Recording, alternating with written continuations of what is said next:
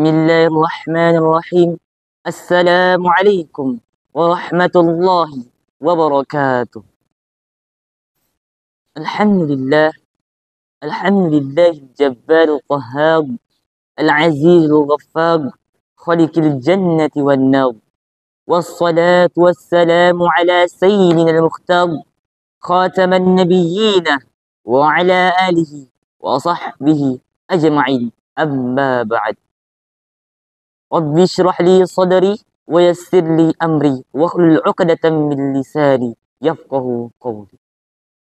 Tiada kata yang pantas kita ucapkan pada hari ini melainkan syukur alhamdulillah rabbil alamin kepada Allah Azza wa Jalla yang telah memberikan kita beribu-ribu nikmatnya, nikmat kesehatan, nikmat kesempatan, terlebih-lebih lagi nikmat iman dan nikmat Islam, sehingga kita dapat berjumpa bersama hari ini. Kemudian salawat dan salam tak lupa kita kirimkan kepada baginda Rasulullah sallallahu alaihi wasallam. Allahumma salli ala Muhammad. Karena beliaulah yang telah membawa kita, yang telah meridai Islam di zaman gelap gulita menuju zaman yang terang benderang, atau dengan kata lain minaz zulumati ilan nuri au ila siratim mustaqim.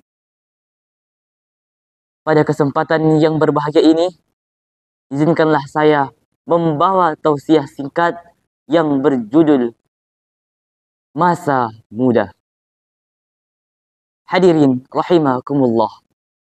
Masa muda adalah masa yang penuh dengan harapan dan tantangan. Masa muda adalah masa yang penuh dengan perjuangan dan pengorbanan. Masa muda, pendengaran masih akurat. Masa muda, penglihatan masih baik. Masa muda, wajah masih mengkilat walaupun sedikit berjerawat. Allah Subhanahu wa taala berfirman di dalam surah Al-Kahfi ayat 13. A'udzu billahi minasy syaithanir rajim. Nahnu naqussu 'alaika naba'ahum bil haqq. Innahum fityatun amanu bi rabbihim wa zidnahum huda. Kami ceritakan kisah ini kepada Muhammad bahwasanya mereka adalah pemuda-pemuda yang beriman kepada Tuhan mereka. Maka kami tambahkan pula kepada mereka sebuah petunjuk.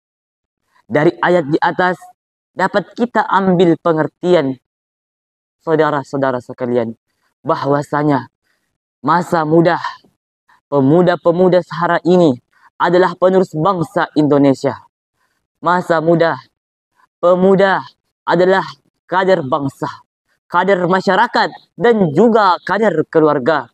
Namun faktanya, hadirin sekalian, di zaman sekarang ini masih banyak kita lihat pemuda-pemuda yang lebih suka dengan keonar-onaran, yang lebih suka membuat keributan di mana-mana. Malam hari begadang, siang hari tidur-tiduran. Baca Al-Quran ditinggalkan, baca komik diutamakan. Solat ditinggalkan, nonton film, nonton anime jadi kesenangan. Semua waktu terbuang sia-sia begitu saja karena hal-hal yang tidak bermanfaat. Oleh karena itu, Insinyur Soekarno pernah berkata, berikanlah aku 10.000 orang pemuda, orang tua, maka niscaya akan kucabut semeru dengan akarnya. Dan berikanlah aku 10 orang pemuda, niscaya akan kuguncangkan dunia ini. Namun, saudara sekalian, Seiring berkembangnya zaman, seiring berkembangnya globalisasi, kualitas dan akhlak para pemuda juga semakin menurun. Ini semua diakibatkan karena apa? Karena melonjaknya berbagai macam jenis media sosial, game online, dan pergaulan yang tidak baik. Allah Subhanahu wa taala berfirman dalam surah Al-Hujurat ayat 10. Ya ayyuhalladzina amanu taqullaha wa kanu ma'as shadiqin. Wahai orang-orang yang beriman, bertakwalah kepada Allah dan bersamalah engkau dengan orang-orang yang benar, dengan orang-orang yang baik. Hadirin rahimakumullah, saudara-saudara sekalian, andai kita sadar bahwasanya tujuan kita di sini sebagai pemuda bangsa Indonesia adalah untuk melanjutkan dan meningkatkan kinerja orang-orang tua kita saat ini. Karena apa? Karena 10, 20, 30 tahun ke depan kondisi negara ini tergantung pada kita semua, wahai para pemuda. Namun apa jadinya jika kita hanya seperti ini? Maka dari itu, stoplah terlebih dahulu atau batasilah terlebih dahulu yang namanya media sosial, Facebook, WhatsApp, Instagram, dan lain sebagainya. Fokuslah kita terlebih dahulu dengan pendidikan yang mana itu lebih penting dari kita. Sebagaimana Allah Subhanahu wa taala berfirman, "Yarfa'illahu alladhina amanu minkum walladzina utul ilma darajat." Sesungguhnya Allah mengangkat derajatnya orang-orang yang menuntut ilmu dan bertakwa kepadanya. Quran surah Al-Mujadilah ayat 11. Mengapa demikian saudara-saudara?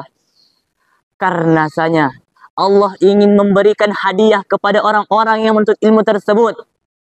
Dengan apa? Dengan meninggikan derajatnya. Itu adalah sebuah apresiasi dari Allah Subhanahu wa taala kepada mereka. Karena apa? Karena mereka rela mengeluarkan hartanya, rela mengeluarkan waktunya, tenaganya hanya untuk menuntut ilmu demi masa depan yang cerah. Namun harus kita ketahui, sebelum menuntut ilmu, kita harus menanamkan adab yang baik pada dalam diri kita. Sebagaimana yang dikatakan al-ilmu, al-adabu qabla al-ilmi. Adab itu atau akhlak itu lebih di atas daripada ilmu. Banyak orang yang sukses di dunia ini, namun tidak untuk di akhirat. Mereka sukses, pejabat tinggi, tinggi kekuasaannya, berjas, berdasi, namun apa? Mereka semua adalah tikus-tikus negara. Mereka korupsi, mereka memakan harta negara. Mengapa? Karena kurangnya akhlak di dalam hatinya. Itulah mengapa pentingnya kita semua untuk menuntut ilmu dibarengi dengan akhlak yang baik, teman-teman sekalian. Hadirin yang insya Allah dirahmati dan dimuliakan oleh Allah Subhanahu wa taala. Sebagaimana kata ulama dari Mesir bahwasanya syubbanul yaum rijalul ghad. Beliau mengatakan bahwasanya syubbanul yaum rijalul ghad. Pemuda di masa kini adalah pemimpin di masa depan. Saya ulangi, pemuda di masa kini adalah pemimpin di masa depan. Oleh karena itu, di zaman sekarang ini, marilah kita menjadi pemuda dan pemudi, pelopor, bukan pengekor. Marilah kita semua menjadi pemuda-pemuda yang berjiwa Qur'ani demi bangsa dan negara. Karena maju mundurnya negara ini tergantung pada kita semua sebagai pemuda. Dan maju mundurnya agama ini juga tergantung pada diri kita semua, wahai para pemuda. Hadirin yang saya hormati, mungkin hanya ini dapat yang saya sampaikan pada pertemuan kali ini.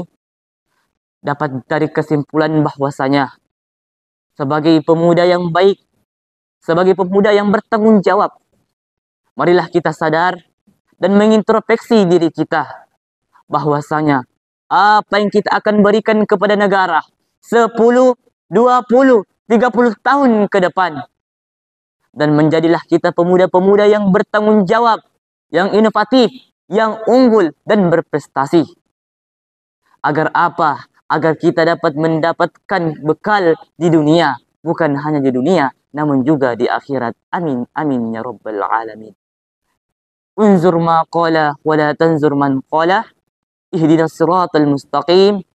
Minallahi musta'an wa ilaihi tiklan. Wassalamu alaikum warahmatullahi wabarakatuh.